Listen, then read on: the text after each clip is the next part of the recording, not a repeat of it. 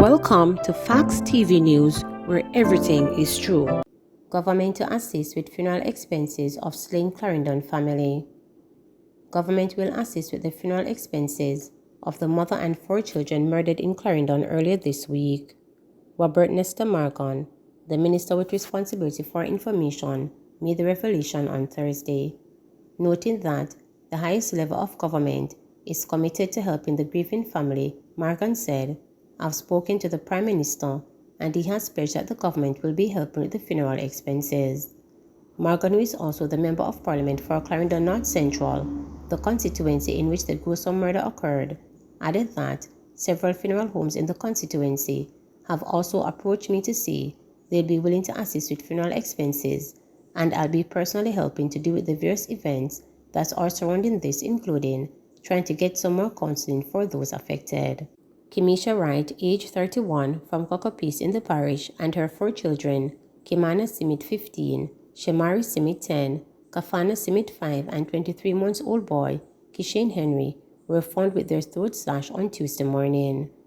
Morgan said the late mother was dear to her heart and was one of his supporters.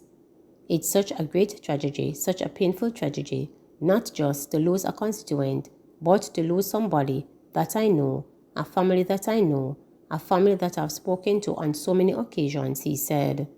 He also said he has secured support from Minister of National Security Horace Chang and Minister of Culture and Gender Entertainment and Sports Olivia Grange. "We are going to help this family. We are going to help the children. I think it is our duty to do it. We are going to do everything in our powers to assist," he insisted. The incident triggered shockwaves across the island. There were also reports of fainting spells among students at Blair All-Age School in Clarendon, where 2 of the same children attended. Russian Barnett, 23, otherwise called Jet or Nick, was named as a person of interest and was arrested in Trelawney on Tuesday. Female driver in viral police chase fined $27,000, license suspended. Nicole Williams, the woman who led the police on a chase across the corporate area in April, was fined a total of $27,000 and her driver's license was suspended for a year. Williams, who returned to the Kingston and St. Andrew Traffic Court yesterday morning, was charged on April 30 with several breaches of the Road Traffic Act and resisting arrest. She pleaded guilty to the offense of dangerous driving and was fined $20,000 or 30 days, plus 14 points deducted from her license. Williams also pleaded guilty to the offense of failing to stop at the request of the constable and was fined $2,000 or 30 days. On the count of disobeying a traffic sign, she pleaded guilty and was fined $5,000 or 30 days, plus 2 points deducted from her license. The Crown withdrew the charge of disobeying a police signal. With a total of 16 points deducted, her license was suspended for 12 months by the judge. Williams can apply to the court for a discretionary reinstatement of the license after 6 months. Williams, a warehouse manager, had on her first court appearance expressed remorse for her action, which was captured on video and went viral on social media platforms. "Bad day. I hope you don't have any more of those. Get some help," the judge remarked. Meanwhile, regarding the resisting arrest charge, Williams pleaded guilty before the Kingston and St. Andrew Parish Court on June 7 and paid a fine of $2,000. Williams was represented by attorney at law Deborah Martin. Police Commissioner appeals for early intervention in domestic disputes. Police Commissioner Major General Anthony Anderson has reiterated his appeal for the public to seek the assistance of the police to resolve conflicts before they become deadly, because the worst case is what happened in Clarendon a couple days ago, where the kind of conflict leads to 5 people being killed, including 4 children, he said in reference to Tuesday's murder of Kimisha Wright and her 4 children. They were found with their throats slashed at their home in a community in Chapelton in Clarendon.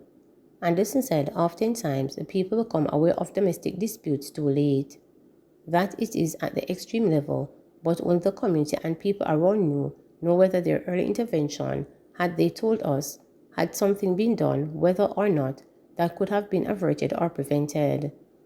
"We don't know," he said while speaking at the groundbreaking ceremony for the $200 million Lacovia Police Station in St. Elizabeth on Thursday.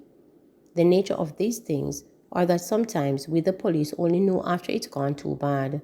And at the point, the most we can do is catch the suspect and bring them into custody, he said. 23-year-old Russian Barnett, believed to be the cousin of the deceased, was held in Trelawny in connection with the murders on Tuesday evening. Anderson said early intervention into disputes is important. We would prefer if it doesn't happen at all. We prefer to know beforehand. It doesn't mean that it will always stop it, but it means that we can pay attention to it and intervene as we can use the law allow us and provides for, he said. Chang denies security minister at fault for wrong SOE document. Minister of National Security Dr. Horace Chang confirmed that there will be an investigation into tabling of the wrong regulations for the extension of the state of emergency SOE recently declared in St. Catherine.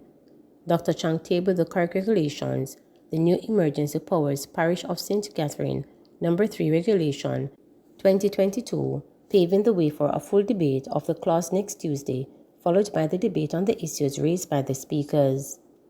They replaced the Emergency Powers Parish of St. Catherine No. 2 Regulation 2022, which had been tabled on Tuesday but had to be withdrawn after it was discovered that it did not include the changes that were made to create the No. 3 regulations. The minister said that he had reviewed No. 3 on the proposed changes aimed at amending the regulations to include rejections made by the court, as well as issues raised by human rights activists rejecting aspects of the legislation. Dr. Chang said that he had reviewed proposals to meet the relevant standard indicated by the Supreme Court, which were made by the legal advisors to the government, and the changes were made and documented and had been signed off by the Governor General and sent to the printers.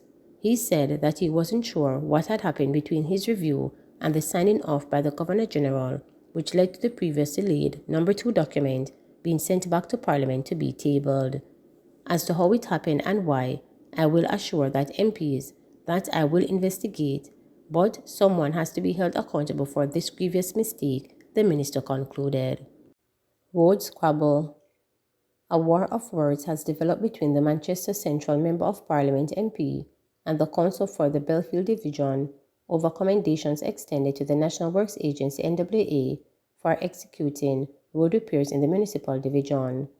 In a release, the People's National Party PNP Council for the Belfield Division, Mara Mitchell, hailed the NWA for the timely completion of the road patching on the Davidton Main Road, and he said that was a matter of urgency for constituents. However, Manchester Central MP Rhoda Crawford took to social media platform on Wednesday to caution Mitchell, urging him to do your research and not mislead the public. The Davidton and Ingleside roads were repaired by my office with granted fund receiving from TPDCO, Tourism Production Development Company. Each of the 63 MPs received said funding, Crawford stated in her post. She further tried the PNP for not doing enough for over 30 years that it held the Belfield Division. With the vast amount of work to be done in the constituency, especially in the Belfield Division, a PNP stronghold following 31 unbroken years of PNP leadership in Manchester Central, I am grateful to entities such as TPDCO for those kinds of assistance. I also wish to thank Rita Butter Construction Service for a job well done, her post continued. Subsequent calls and messages sent to Crawford went unanswered.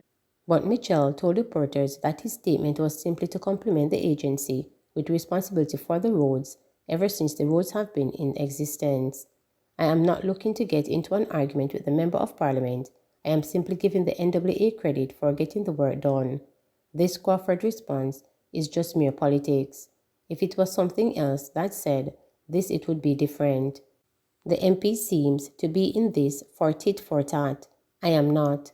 I am in the business of getting something done as a council for the people.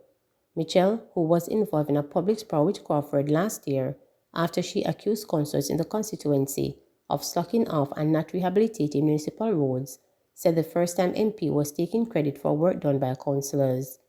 The repairs that I have been doing in the Banana Ground area, she is trying to associate herself with it, and it has nothing to do with her. It is a local government project that I sent in a proposal for. I am doing 3 roads projects now, not patching, 3 comprehensive road projects. I did one in Top Belfield that was finished 2 weeks ago and one in Melrose community with funds entirely provided from the office of the councillor, he pointed out. Mitchell indicated that his statements regarding the need for more work to be done in the constituency was not a jab at the MP, but an acknowledgement of the needs of the people.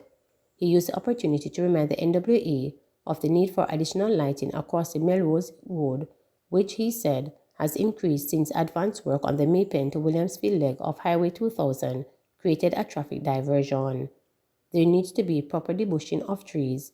There are also some issues at the Williamsfield roundabout that we need to rectify, and I have spoken to them NWA about it. I want an increase in signage and the pedestrian crossing at the Hope Village Basic School. That is what I mean by unfinished work in the Williamsfield area, he said. In the Belfield to Cumberland area, there is some work to be done on both retreating wall and falling apart, and they are patching and road repair that need to be done, and I'm asking them, NWA, to urgently follow through with the commitments that they have made to me. I don't know if they made it to Miss Crawford, but I am asking them to pay attention to it as quickly as possible. The matter is urgent, he added. Please remember to subscribe, like, share, and click the notification bell for daily updates.